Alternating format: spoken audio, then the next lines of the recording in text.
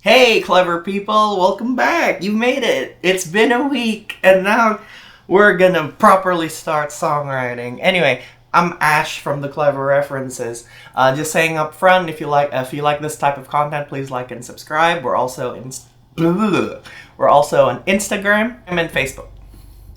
Anyway, let's start. So today's lesson is how to write your first song. And keep in mind, so this tutorial is for someone who wants to songwrite but has never written a song. I'm sure there's things that the the intermediate or advanced songwriter can take away from this, but this is primarily kindergarten for songwriters. If you're feeling like you've graduated to elementary school already, please check out Holistic Songwriting. They do a very good their whole channel is about songwriting, and if you feel like all of this is too basic for you, go there. If you want something slightly more advanced, let's say you're graduating to junior high or high school or whatever, please check out Signal Music Studios. They do a lot of really good semi-advanced songwriting stuff. Advanced compared to what I'm going to tell you, because this is kindergarten. And I'm not assuming anything of y'all. Anyway, so how to write your first song. I'm just gonna be blunt. Rip someone off. You're not writing a hit song yet. It's writing, so it's more of a writing to start practicing the craft. Practicing in the sense that you're doing it, and practicing in the sense that you're trying to get better, hopefully in a reasonable amount of time. So instead of noodling around open chords, seeing what you like, and that's an extended process, what you should do is just immediately rip someone off. And plus, it's good to reverse engineer actual successful hit songs, especially in the genre that you like listening to, and that tends to be the one you end up writing in, at the very least to begin with. And actual hit songwriters have done it anyway. Led Zeppelin, Oasis, and any trap rapper with the and the doom doom doom. That's all trap rappers, alright? So rip someone off. It's like a grand old songwriting tradition that you're gonna start getting into. Anyway, and it's not like you're gonna get flamed, But what I want to so it's not just rip someone off. Actually, what I want to impart knowledge on you is how to rip someone off intelligently. How do you do that? So, the 4-chord song, right? The 1, 6, 4, 5 progression. That's not it. But a hit song usually has one spicy chord in there, and that's different than the normal chords. Here's an example. Hey now, you're an all-star, get your game on. What is this chord? This is a C sharp diminished. It's in All-Star. It's the jazziest thing in the world, yet it's in this gigantic pop song. So as you know, the verses go, somebody once told me the world is gonna roll me, and if I sing more then I'll get demonetized. And the chorus uses the same chords, roughly, but it's, hey now, you're an all-star, get your game on this C sharp diminished chord. So you find this chord of the song, and you take that and run with it. And another one of my favorite soul chords, those it's easy to play, but it provides the identity of that song.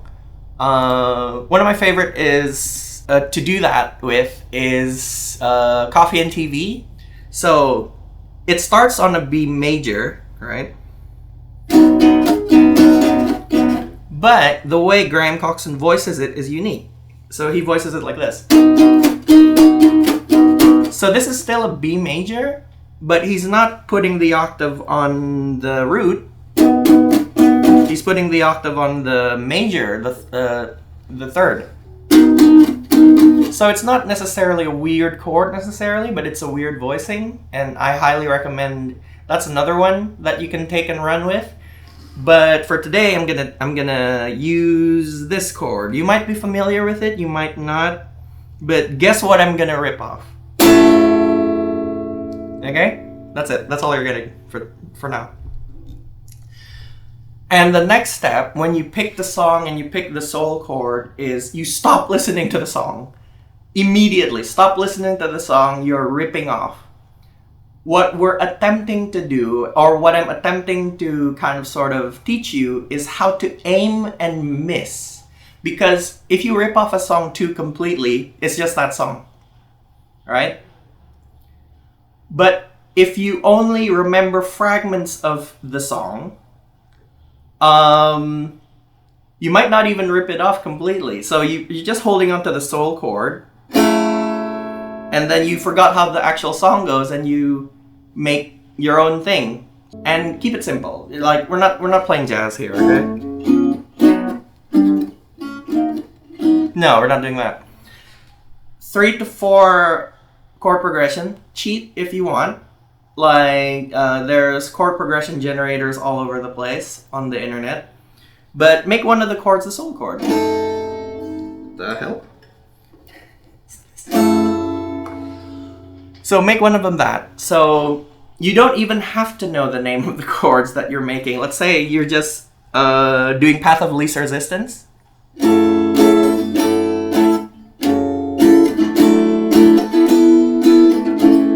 So that sounds okay.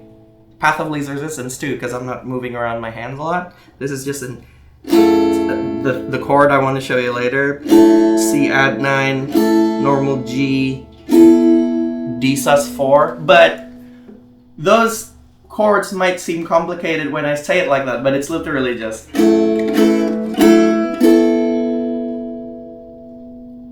These are not jazz chords, is what I'm saying. And as I said about not having to know the names of the chords, at this stage, the less you know, the better. Because you're trying to aim and miss. And step number 5 is a callback to last week, where you're singing about something you love or hate and haven't resolved that yet. You know, pick a topic, something you love, something you hate, or something you haven't resolved yet. And viola, your first song and melody type thing is done, and you can start working on that song. Anyway, here's Wonderwall. Oh yeah, play it in a different key, obviously, because that helps.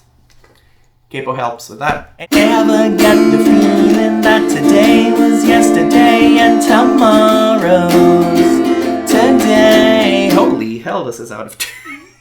Anyway, that ends the lesson for today. Keep in mind the things I said to you. For a recap, rip someone off intelligently. Take a look at the chords of a song that you like and look at the soul chord. Stop listening to the song while you're ripping this off. Build a 3 to 4 chord progression. That's just path of least resistance on you playing the guitar, whatever that is. The less you know, the better about what the actual chord names are. Sing about something you love and hate but haven't resolved yet. And viola, your first song and melody type thing. Next week, we're going to look at how to create a verse, a little bit about the philosophy of what a verse section is in a song.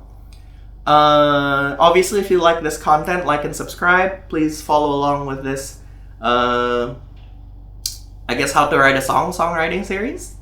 Again, we're on Facebook and Instagram. We're thinking about doing some merch. I think we have some up already, up on Teespring. Links in the description below. And yeah, I guess that's it. Stay clever, guys.